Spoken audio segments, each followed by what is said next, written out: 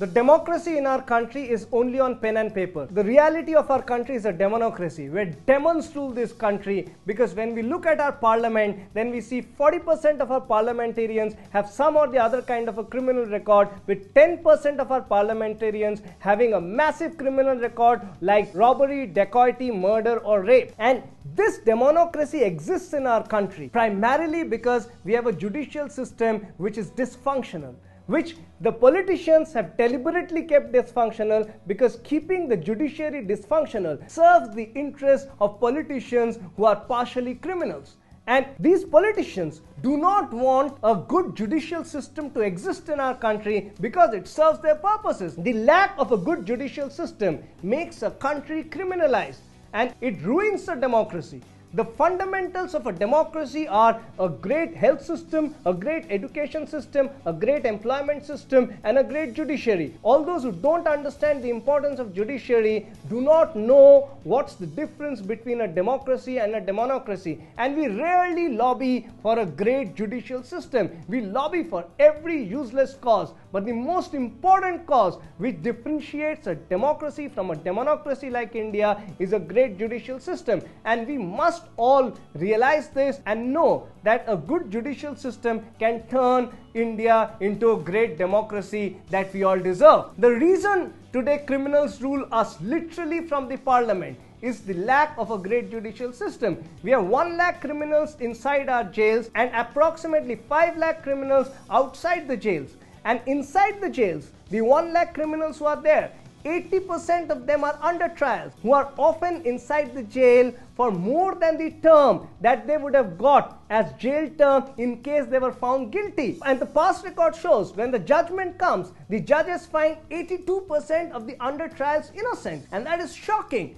That means basically inside the jail we have innocent people languishing for very often more than the number of years that they would have got punishment in case they were found guilty, and their only crime of these people inside our jails is that they are poor. This judicial system of our country is pro-rich. It sees to it that the rich can employ costly lawyers who know how to play around the loopholes of our very many outdated laws, and they know how to manipulate the entire legal system and protect their rich clients. That's the unfortunate reality of this country. Today it is being said that corruption is top of the mind for Indian people. Of course it has to be top of the mind, at least for the better of Indians who have food to eat, who have got access to education and employment. For them, corruption has to be necessarily top of the mind. The reason is, in India, 23% of the people are affected by bribery. And this is shocking compared to the United States of America, where only 0.2% of their population is affected by bribery. And why do Indians shamelessly ask for bribe? Because they have no fear of punishment. They know that nobody is going to take them to the courts. And they know very well that if anybody takes them to the court, the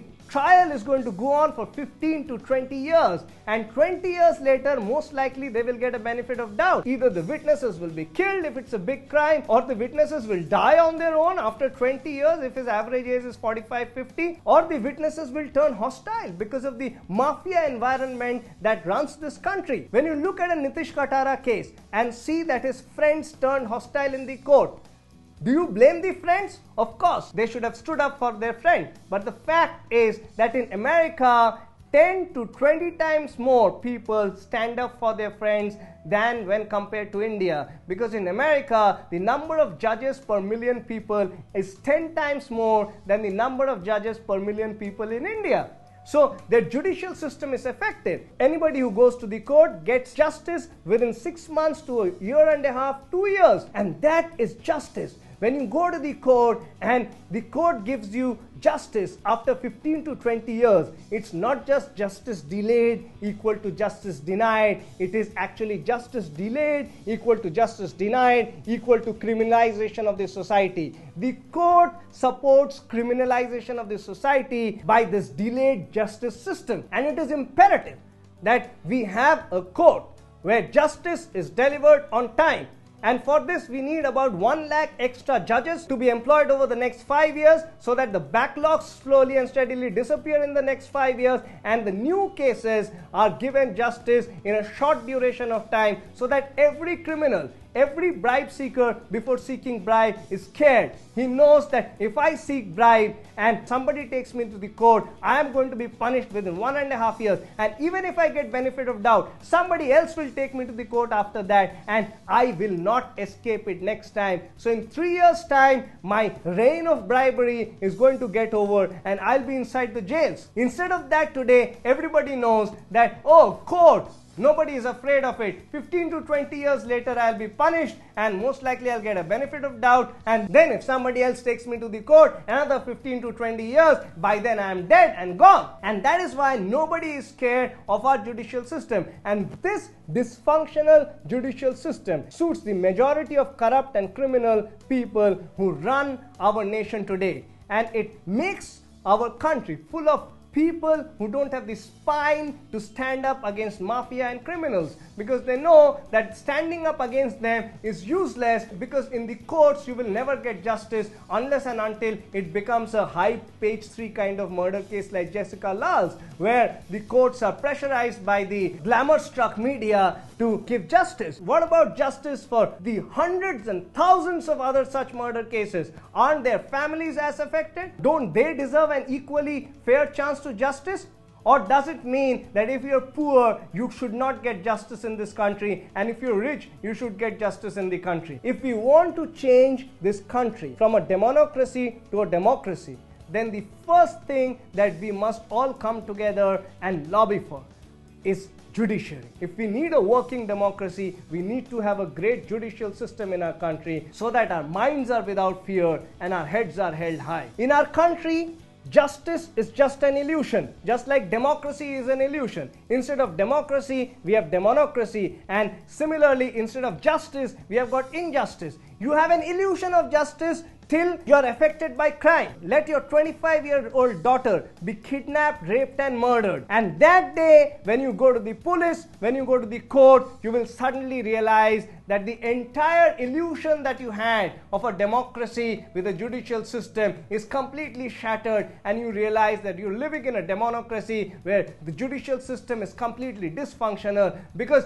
going to the court is a process of self-harassment. You go to the court year after year after year. For 15-20 years, you keep going to the court seeking justice. And in these 15-20 years, very often you die while seeking justice for your daughter's rape, simply because the courts give delayed justice. In any good democracy, the judicial system is such which gives justice on time, and people are not fearful of going to the court. They can fearlessly take a criminal to the court. They can fearlessly take a bribe seeker to the court. And what happens eventually is, not just a Shayan Munshi doesn't turn a hostile witness, not just Nitish Katara's friends don't turn hostile witness. At the first place, a Nitish Katara or a Jessica Lal don't get murdered. At the first place, a Manu Sharma doesn't have the guts to take out his revolver and shoot somebody, because he knows that he's not going to get caught free. He's going to be punished by a court which works. He has to be on the run like a criminal for the rest of his life. And that's the way you can stop criminalization in a society.